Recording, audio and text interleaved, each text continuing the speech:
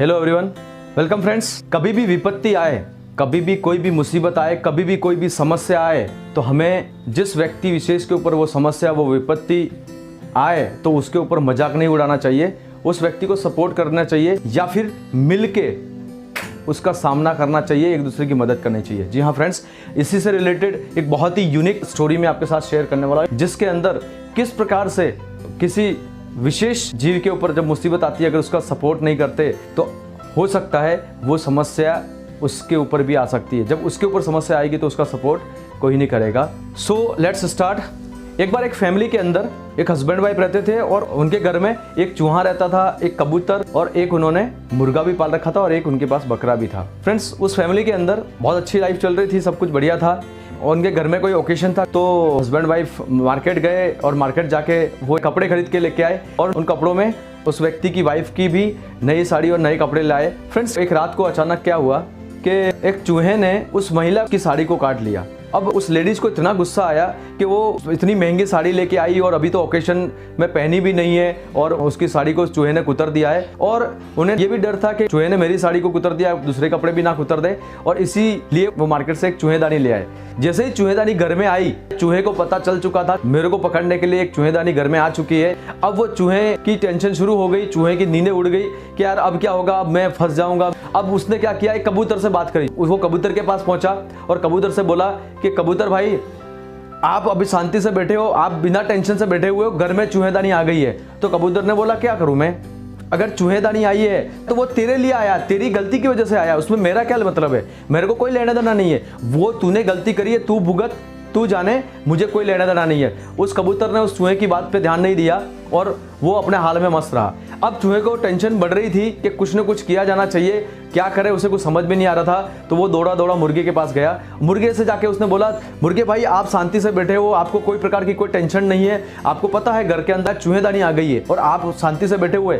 मुर्गे ने बोला तो मेरे को क्या लेना देना है, मैं तो उसके अंदर आऊंगा भी नहीं, वो तो मेरे साइज से छोटा है और गलती तूने करी है, तूने साड़ी कुतरी है, तो चूहेदानी तेरी वजह से इस घर के अंदर आई है, तो तू भुगत, मुझे कोई लेना देना नहीं है। ये कह के वो मुर्गा उसका मजाक उड़ाने लगा, हंसने लगा।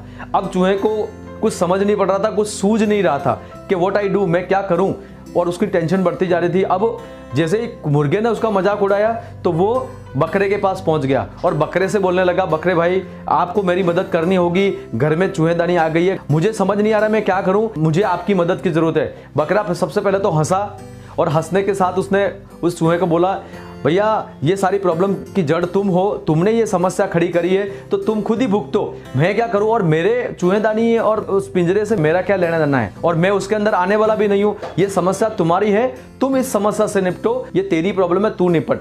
ये करके चूहे को वहां से भगा दिया। अब चूहा हताश हो चुका था, उसको कुछ समझ में नहीं आ रहा था। रात को सोने से पहले उन्होंने चूहेदानी लगा दी।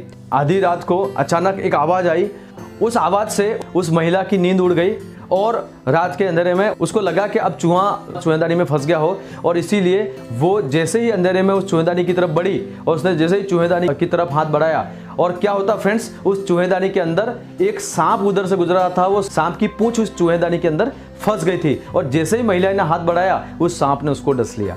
जैसे ही उस महिला ने रात के अंधेरे में ये समझ के कि चूहा फंस गया है उस चूहेदानी के अंदर, अपना हाथ बढ़ाया, और जैसा कि उस चूहेदानी के अंदर सांप की पूंछ फंस गई थी और उस सांप ने उस महिला को डस लिया। जैसे ही सांप ने उस महिला को डस लिया तो वो चिल्लाने लगी और घर में लोग जो सोए थे वो सारे उड़ गए, उसका हस्बैंड भी उड़ गया। महिला की हालत खराब हो गई। उन्होंने रात को कुछ बेसिक लेवल का ट्रीटमेंट कर, उन्होंने वैद्य को दिखाया, डॉक्टर को दिखाया, हालत और बिगड़ती जा रही थी। तो किसी ने उनको बोला, आप एक काम कीजिए, इसको अगर कबूतर का सूप पिला दिया जाए तो हो सकता है इनकी स्थिति में सुधार आ जाए। अब जैसे ही उनको बोला कबूतर का सूप पिला दिया जाए, इसकी हालत में सुधार आ सकता है, तो कबूतर चूंकि उनके घर में ही था, उन्होंने कबूतर को पकड़ा और कबूतर का सूप बना के उस लेडीज को पिलाया। अब उसकी हालत थोड़ी सी ठीक होने लगी, अब पहले से हालत अच्छी होने लगी, वो स्वस्थ हो चुकी थी। अब उन्होंने आसपास के लोगों के अंदर मुर्गे को काट के आपस में पार्टी की गई। इसके बाद उसकी वाइफ एकदम स्वस्थ हो गई, तो उन्हें लगा कि यार इतना बड़ा हादसा होने से टला है तो क्यों ना एक बहुत बड़ी पार्टी का आयोजन किया जाए, बड़े लेवल की दावत रखी जाए। और उन्होंने उस दावत के अंदर बकरे को काटा और उन्होंने पार्टी करी। फ्रेंड्स, यहाँ पर कबूतर जो है वो सूप बन चुका था और जो मुर्गा था वो दावत में बिरयानी बन चुका था और बकरा जो था वो बड़ी दावत के लिए अपनी जान गंवा चुका था, और चूहा जो था वो आनंद से रह रहा था, क्योंकि समस्या उस चूहे के लिए आई थी, चूहेदानी उस चूहे के लिए आई थी, पर कबूतर, मुर्गा और बकरा अपनी जान गंवा बैठे थे। अगर उन्होंने उस चूहे को सपोर्ट किया होता तो शायद उन तीनों को अपनी जान नहीं गंवानी पड़ती। फ्रेंड्स, चूहे ने जब कबूतर को बोला था, कबूतर ने उसका साथ नहीं दिया, उसकी बात को एग्री नहीं किया, उसको मदद नहीं करी, तो कबूतर जो था वो सूप बन के उबल रहा था।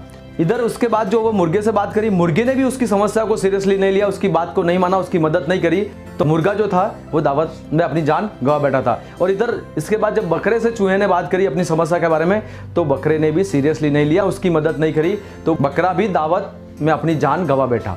तो फ्रेंड्स, समस्या छोटी हो, समस्या बड़ी हो, कोई भी व्यक्ति अगर आपसे मदद मांगता है या कोई भी व्यक्ति आपसे हेल्प की गुजारिश करता है तो उसकी मदद करनी चाहिए। उसको जिस लेवल की मदद आप कर सकते हैं करनी चाहिए, ताकि हो सकता है फ्रेंड्स आज उसकी समस्या है, कल आपकी आ सकती है, कल उसी समस्या को आपको फेस करना पड़े। So friends, moral of the story यही है, जीवन के अंदर हमें अगर एक अच्छी लाइफ चाहिए तो हमें यूनिटी में रहने की जरूरत है और मिल के सामना करना चाहिए, सपोर्ट करना चाहिए, एक दूसरे की मदद करनी चाहिए और यूनिटी में रहना चाहिए। और फ्रेंड्स, मजबूत रहिए, यूनिटी में रहिए, और कोई भी व्यक्ति आपके पास समस्या या उम्मीद लेके आता है तो हमेशा उसकी मदद के लिए आगे आइएगा, क्योंकि कई सारे ऐसे लोग हैं जो एक दूसरे की मदद करते हैं, और हो सकता है आज उसकी समस्या तो कल किसी और की भी हो सकती है। Thank you so much video में लास्ट तक बने रहने के लिए। आई होप कि मेरी ये स्टोरी आपको अच्छी लगी होगी। वीडियो आपको अच्छा लगा हो तो लाइक करें, शेयर करें और कमेंट करें। और फ्रेंड्स, अगर आप इस चैनल पर नए हैं तो सब्सक्राइब करें और बेल आइकन को प्रेस करें, ताकि ऐसी वीडियोस का नोटिफिकेशन आपको सबसे पहले मिले।